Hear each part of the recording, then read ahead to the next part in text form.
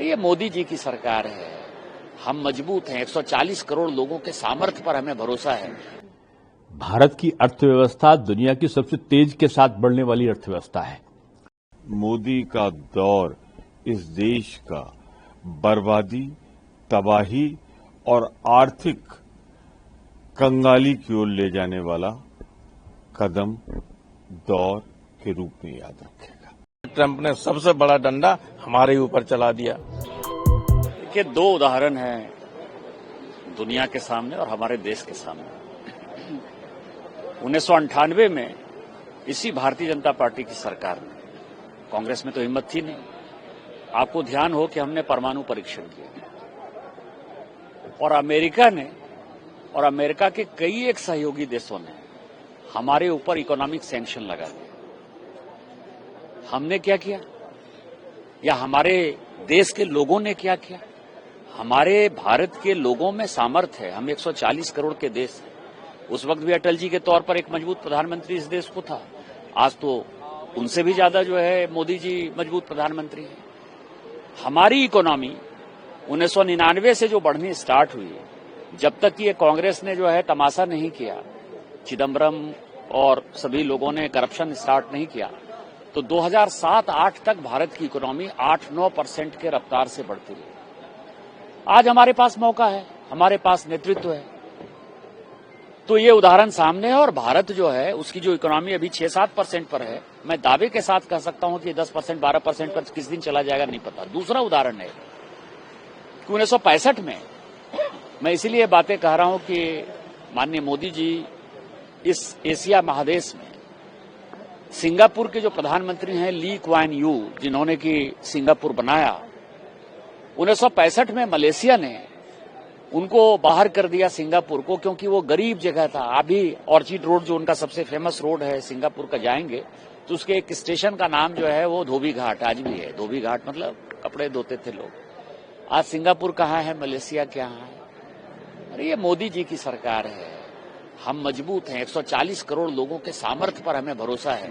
इन चीजों से कोई फर्क नहीं पड़ता। राहुल को देश का साथ देने के बजाय वो कहीं न कहीं ट्रंप का साथ। राहुल गांधी पाकिस्तान की बात कर रहे हैं, राहुल गांधी चीन की बात करते हैं, राहुल गांधी सोरोस फाउंडेशन के आका जो हैं जॉर्ज सोरोस, उनकी बात करते हैं। तो निश्चित तौर पर जो जितनी विदेशी शक्तियां भारत को कमजोर करना चाहती हैं, उसके प्रणेता, उसके नेतृत्वकर्ता, उसके मार्गदर्शक राहुल गांधी। मुझको लगता है कि जो अंतर्राष्ट्रीय वैदेशिक नीति और विदेश व्यापार की जो प्रक्रियाएं होती हैं उससे विपक्ष अवगत नहीं है। पहली बात तो ये डेड इकोनॉमी का शब्द जो लाए हैं ना, ये उनकी डेड जो सोच है, मानसिकता है, उसका प्रतीक है। भारत की अर्थव्यवस्था दुनिया की सबसे तेज के साथ बढ़ने वाली अर्थव्यवस्था है और जो अमेरिका के द्वारा जो टैरिफ लगाने की बात आ रही है, अभी तो निगोशिएशन चल रहे हैं, अभी डिस्कशन चल रहा है। कहीं किसी भी देश के साथ में जब व्यापार होता है तो निगोशिएशंस होते हैं और भारत अपना पक्ष रखता है और दूसरे देश दूसरा पक्ष रखते हैं और इस प्रकार की वार्ता अमेरिका से अभी सतत जारी भी है। तो उसके पहले ही आप परिणाम देने लगे। और उसके पहले क्या हुआ कि भारत ने अभी यूके के साथ में ट्रेड एग्रीमेंट किया है, उसने यूरोपियन देशों के साथ ट्रेड एग्रीमेंट किया है, रशिया के साथ हमारा ट्रेड एग्रीमेंट है और बहुत सारे अन्य बड़े देश हैं जिनके साथ हमारा ट्रेड एग्रीमेंट है। भारत एक ऐसा देश है जो निर्यात पर निर्भर नहीं है और जो देश निर्यात पर निर्भर नहीं होता है उसका सबसे बड़ा कारण होता है कि उसके अपने देश में बहुत बड़ी मात्रा में उपभोक्ता स्वयं मौजूद होते हैं। डोमेस्टिक जो कंज्यूमर है वो भारत में बहुत सारा है और हम आत्मनिर्भरता की तरफ बढ़ रहे हैं। यानी हमको निर्यात में अगर कहीं कमी आती है तो हम दूसरे स्थान पर उसकी पूरी करने की स्थिति में रहते हैं। हमने यूरोप से भी निगोशिएशन किए हैं, यूके से भी निगोशिएशन किए हैं, दुनिया के और देशों में जहां भी हमारा व्यापार है, अमेरिका से भी जब वार्ता होगी तो उनसे भी निगोशिएशन होंगे। लेकिन भारत की स्थिति में बहुत बड़ा अंतर आ जाएगा ऐसा कहना, ये मैं समझता हूं ठीक नहीं है, क्योंकि हमारा जो व्यवसाय है वो केवल निर्यात पर निर्भर नहीं है। हमने निर्यात को अपने वहां का जो उत्पादन है उस उत्पादन के उपभोक्ता हमारे ही देश में बहुत बड़ी मात्रा में है। तो जो हमने आत्मनिर्भर भारत का जो नारा दिया है ना, वो इस प्रकार की संभावनाओं को बहुत अधिक जिसको कहना चाहिए कि वो परेशान करने से रोकती है। जब आपके प्रधानमंत्री की पीयूष गोयल जी आवाज नहीं निकलती, 30 बार कह चुका नरेंद्र मोदी जी आपसे, देश से, दुनिया ने सुना कि सीज फायर अमेरिका ने करा है, आप तो बोलते नहीं। अर्थव्यवस्था के बारे में उसने जो बात कही है उसके बाद उसको पलट के जवाब प्रधानमंत्री जी आपको देना है।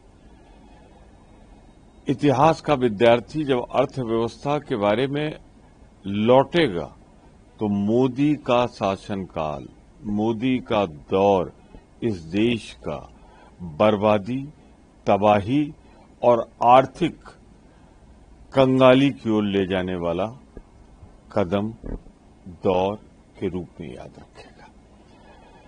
नोटबंदी हो, फिर उसके बाद जिस तरीके से लघु मध्यम उद्योग को समाप्त करके अपने 2-4 पूंजीपतियों के हाथों में हिंदुस्तान सौंप दिया, आने वाली पीढ़ियां कभी आपको इसके लिए माफ नहीं करेंगी। ये कुछ नहीं करेंगे प्रभु सिंह। अगर दबे हुए न होते, हिंदुस्तान माई फ्रेंड ट्रम्प करते ही रहे और ट्रम्प ने सबसे बड़ा डंडा हमारे ऊपर चला दिया। क्या करेंगे पीयूष गोयल? ये देश के जनता को गुमराह कर रहे हैं। हिंदुस्तान की सारी इकोनॉमी को गिरवी रख दिया अमेरिका के सामने। हिंदुस्तान की इकोनॉमी की स्थिति बहुत ही खराब है। अब यहाँ आपको चमक दमक लगती है यहाँ दिल्ली में, आप यहाँ से निकल के जाइए देहात में, देहात 90% तो देहात में ही है। वहाँ क्या हालत है ये देखिए आप इकोनॉमी की।